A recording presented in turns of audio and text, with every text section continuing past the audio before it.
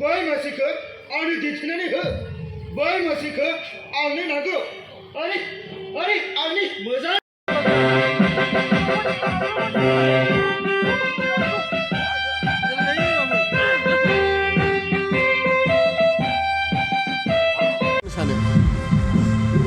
मा बुंनो सानो माने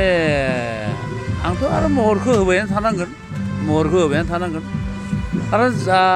आंनियावनो गोसोआ ओरैबो जागोन आरो दर्शकफोरखौ नुनानै ओरैनानै थियेटारखौनो खालामनो गोसो गैला होननानै आङो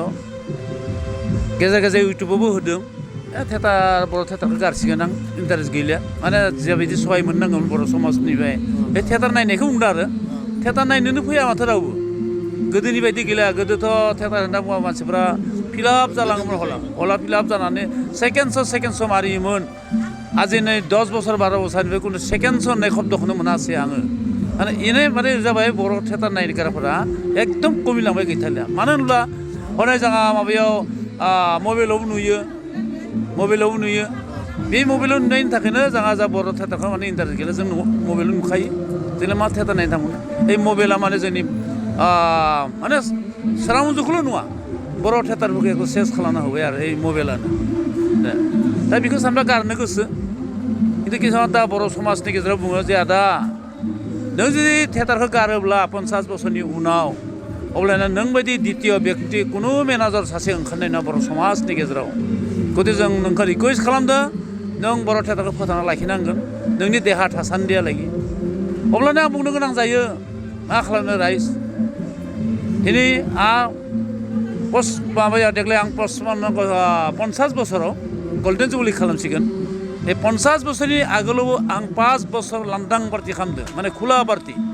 बे खुला पार्टि 5 बोसोर खालामनानै नै दिनै 55 बोसोर जाबाय आं 55 इयार्स आं थियेटारनि माबायावनो हारिमुनि नामावनो आंनि जिबनखौ दान होबाय दा बेबायदि आं गारनो गोसो गैया नाथाय बेखौनो बुंदों जे सरकारनि फालनिफ्राय एसेब्ला जुदि अनसुंथाइ मोनबाय थायोब्ला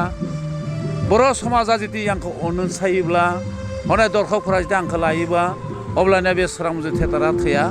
जेलासिम आं थांनानै थागोन जे चन्द्रकान्त मोसाहारिया अब्लासिम आंनि सोरां मुजु थियेटारा थांनानै थागोन होननानै आं स्टेजे लेक्सार होबोयो सिनायथि होनायाव आं आखाइ फारनैखौ खबजना बिथांखौ खुलुमहरो आरो नै देग्लाय आंहा गल्डेन जुबलिनि सम सफैबाय आंहा मोनसे चेलेन्ज दंमोन बे सोरां मुजु थियेटारखौ हासाफ्राबो हायाखै गल्डेन जुबलि खालामनो नाथाय आङो बे सोरां मुजु थियेटारखौ गल्डेन जुबलि खालामगोन होननानै आंहा मोनसे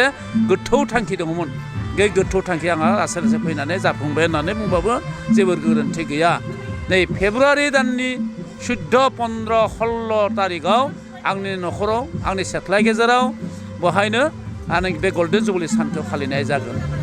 बे देग्लायबो थांनाय बोसोरनिफ्रायनो बुंबोदों आं स्टेजाव गाखो जे आंहा बे फेब्रुवारिनि 14, 15, 16 आं गल्डेन जुबलि खालामगोन गतिके गथाय रायजो राजाफोरा आं खुलुमनानै बुंदों गथाय रायजो राजाफोरा जाहाथे आंनि दर्शक मोखाङाव नुजाहैयो बहाय थानाय जानायनि सुबिदा दङ जेबो सिन्था खालामनो गोनां गैया मात्र आंखौ नोंथांमोना साबायखर बावहैनांगौ दिनै बे सोरां मुजु थियेटारा गल्डेन जुबलि खालामनो सानदों बाबा बे सोरां मुजु थियेटारा गल्डेन जुबलि खालामनाया जाबाय बर' समाजनि दुगानाय बाथ्रा बे गल्डेन जुबलिया आंनि थाखाय नङा आंनि थाखाय चन्द्रकान्त मोसाहारिनि थाखाय नङा बे समग्र बर' समाजनि थाखायसो जा दुगानांगोन जे बर'नि गेजेराव जोंहा मोनसे खनाले जयन्ति खालामबाय सोरां मुजु थियेटारा बेखौ जों अखेक धन्यबाद होनांगोन बे खोथाखौ दिनै बर' समाजा बुजिना नायोना नाया आं खोथानो हालिया आरो थेवबो आंनि साननायखौ आं खालामनो सानदों समग्र समाव जोंहा जेसेबां मन्त्रि एमएलएनि खोथाया माने बिटिआर बिटिसिआव जिखिनि जोंहा मन्त्रि एमएलए दं बर'नि गेजेराव इएम जिएम एमसिएलए हनै बाथौनि हनै माबा साहित्यनि थिग बिदिनो एबसुनि जोंहा फैबाय माबानि फिल्म जगतनि मानसि थिग बिदिहाय हारिमुनि मानसि गासैखौबो आं लिंजोबदो बेयाव जोंहा मोनथाम खन्द जादों मा आंनि दा गल्डेन जुबलियाव बाबा ओरै रोखोम जादों जे 14 तारिखै आंहा बे बिटिसिनि आउटआव जा मोनसे सरकार होबोदों BKWSC बे BKWSCखौ आङो 14 तारिखै आं लिंनाय जादों बिथांमोनखौ आरो बेवहाय जोंहा मिहिनेश्वर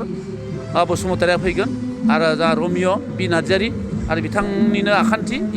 एमसिएलएफोराबो फैगोन आरो बेनिफ्राय नैथियाव नैथियाव 15 तारिखआव आङो ओरैनोसो लाबाय जे जोंहा BTCनि बारग' चिफ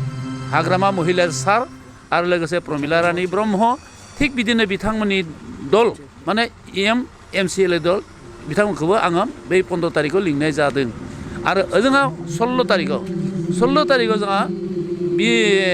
प्रमद बर' सार बिटिआरनि प्रमद बर' सार चिफखौ आं लिंनाय जादों बिथां लोगोआव जोंहा बिश्वजित दैमारि थांगोन दा बिदिनो बिथांमोननि लोगोआव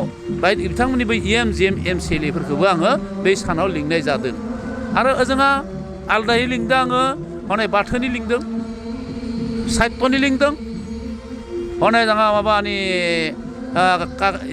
फिल्म जगतनि आरो कालसारनि आरो एबसुनि थिग बिदिनो गासै संगठनखौबो आं लिंजोबदों आरो नङाबा बुंगोन जे सोरां मन्जु थियेटारनि बिगोमा आदाखौ जों सहानुभुति खालामदोंमोन मोनसे समायाव गथिखे जोंखौ मानो लिंदिया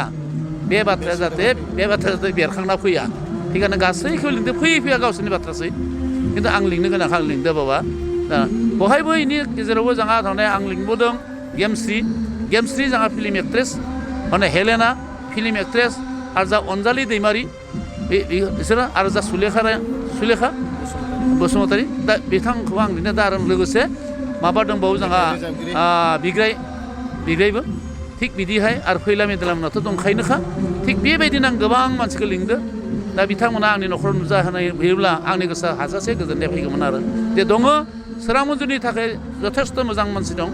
बिथांमोना आंनि माबाखौ फैनायाव दिनै आंखौ गल्डेन जुबलियाव सहानुभुति खालामदों बे बाथ्राखौ आं बुंनो हागोन रायजोआ आरो जुदि बिथांमोना थाङाबा आंनि गोसोआ बायबाय आरो होनबानिया आं बुजिना मोनगोन जे खुगादोल'सो हारिमु नांगोन होनना बुङो खिन्थु दिनै गल्डेन जुबलि खालामनायनि उनावबो जे बर' हारिमुखौ गल्डेन जुबलि खालामनायनि उनावबो मानो आंनि न'खराव गेदेर गोलावफोरा नुजाफैयासै होमब्लानो आंनि गोसोआ बायलांबाय अब्लानो आंनि थियेटारा गैलिया नुजाहैब्ला आं हाजासे गोजोन थाखाया गेदेर बुस्थु नङा आंनिया जाबाय मा थैनायनि उनाव जाहाथे बिष्णु राभा ज्योति प्रसाद आगरवाला हनै भुपेन हाजरिका बायदि जाहाथे बर' समाजनि गेजेराव जाहाथे जोंना थायो जे सोरां मन्जु थियेटारनिया बबेनिमोन सोरां मन्जु थियेटारनि बिगोमानि मुङा मामोन सोरां मन्जु चन्द्रकान्त मोसाहारि आरो सोरां मन्जु थियेटारा बेसेबां बोसोर खालामनाय बोरैहाय गल्डेन जुबलि खालामखो बे बाथ्राखौ जाहाथे लिरगिरिफोरा जाहाथे लिरो जारिमिनाव लिरनो जाहाथे आंनि फिसा-फिसौफोरा जाहाथे फरायनो मोनो आंनि थांखिया बेसो धन सम्पत्तिखौ लानानै आं धोनि जाना थानो लुबैयाखै आंनि उद्देश्यआ बेलेग जाहाथे माने मरिय' अमर होननाय मोनसे शब्दआ जाहाथे बर' समाजनि गेजेरावल' नङा समग्र बेलेग जाथिनि गेजेराव जाहाथे थायो बेल'सो आंनि थांखिया नोंथाङा थांनाय समाव बुंबाय थादोंमोन 50 बोसोर जायोबा सनालि जयन्तीनिफ्राय सनाथि मायथाइनिफ्राय नोंथाङा सोरां मन्जुखौ बन्द' खालामगोन थारैनो नोंथाङा बन्द' खालामसिगोन नामा बन्द' खालामनो हाया माने आंखौ गेदेर गोलावफ्रा हाजासे आंखौ बुंदो जेन खावलायदो दे खुलुमदो नोंखौ खिन्थु नों खुनुदि बर' थियेटार गारनाङा सोरां मन्जु थियेटारखौनो फोजोबनाङा सोरां मन्जु थियेटार फोजोबनाय माने दिनै बर' हारिमुवा सिनस्रि आरो बेराफारसेथिं 50 जन सासे बेकार हिन्जावसा हौवासाफोरखौ नोंथाङा फोथांना दोनदों बोसोरै आरो बेराफारसेथिं जे आंनि सोरां मन्जु थियेटारखौ लिंना लाना थानानै दाब जायगायाव बायदि अनुस्थानफोरा अन्थत 1 लाख 2 लाख थाखाबाबो सहानुभुति मोनदों अनुस्थानफोराव आरो बर'नि गेजेराव जा मोनसे हारिमु दं बे बुस्थुखौ थियेटार महरै बे बुस्थुखौ दिनै गुबुन हारिनि गेजेराव जों दिन्थिबोनो हादों नोंथाङा दिन्थिदो गथिखे जोंहा बेसेबां गौरबनि बाथ्रा गथिखे नोंथाङा गारनो हाया दा खालामथारनांगोन अब्लाना नों बेखौनो बुंबोयो जे नंगौ हसा आंनि खोथायाव गोसो गोजोननाय मोन्दों माने जौ लोंग्रा मानसिया जेब्ला जौ मोनाब्ला जेरै मोदोमफोरा खंफिबाय थायो आखाइफोरा खंफिबाय थायो थिग आंहाबो थिग बेबायदिनो जादों थियेटारखौ जुदि दैयानो मोनाब्ला स्टार्ट खालामनो मोनाब्ला अब्लानिया आंनि गोसोआ गोजोना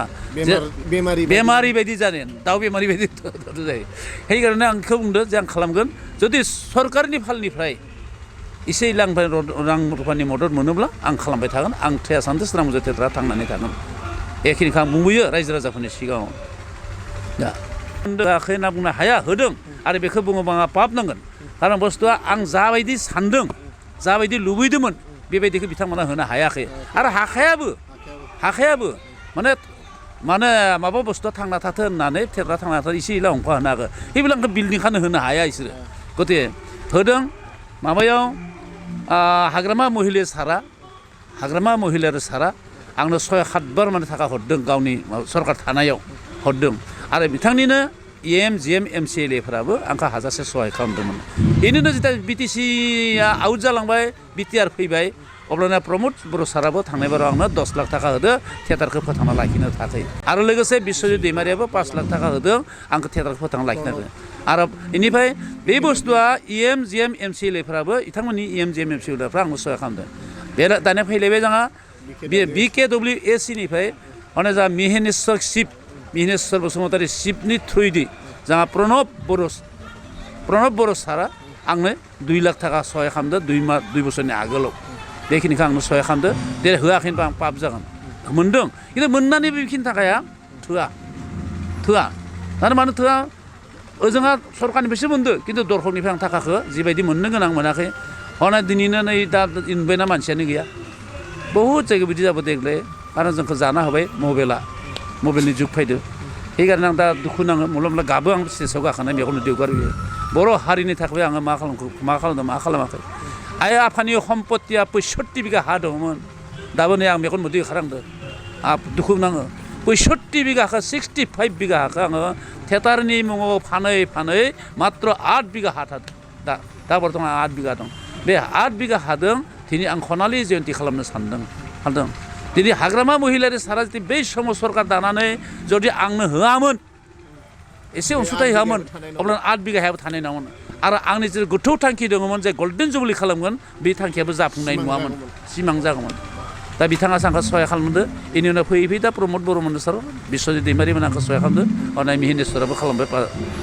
प्रणब बर' सारनि थ्रुयैदि दा बेखिनियानो आंखौ सहाय खालामदों बिथांमोननो थेंक्स होनो सानो बा बिथांमोनखौ आं बावगारनो हाया बिनिखायनो दा आं गल्डेन जुबलियाव गासै समग्र जेसेबां मन्त्रि एमएलए दं इएम जिएम एमसिएलए दं गतैखौबो लिंजोबदों बाथौनि लिंदों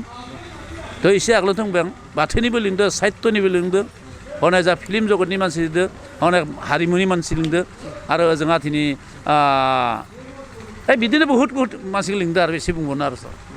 लिंदों गासै संगठनखौ आं लिंदों जाहाथे रावबो गाज्रि मोना खिन्थु दा आं सानना दङ बे 14, 15, 16 तारिखआव आंनियाव सोर नुजाफैयो बेखौल'सो आं नेनानै दं जुदि फैयाब्ला मोना सानना लासिगोन जे आंनि प्रति गैया सोरबा मोनसेखौ अनसायनाय रावबो गैया हारिमुखौ रावबो मोजां मोना बेखिनिखौ आं बुंनो हायो नङा आरो जुदि फैयोबाथ' बिराद गोसोआ गोजोनबाय आंहा फैयोबा गेदेर रायजो राजाफोरखौ आं खुलुमनानै बुंदों गासैबो जाहाथे आंनि बे गल्डेन जुबलिनि सानाव नुजाफैयो थानाय जानायनि थाखाय जेबो सिन्था खालामना थानाय जानायनि थाखाय आं जायगा होगोन थानायबो होगोन आरो जानायबो होगोन गोजान होनो दा बिदिनो बाबा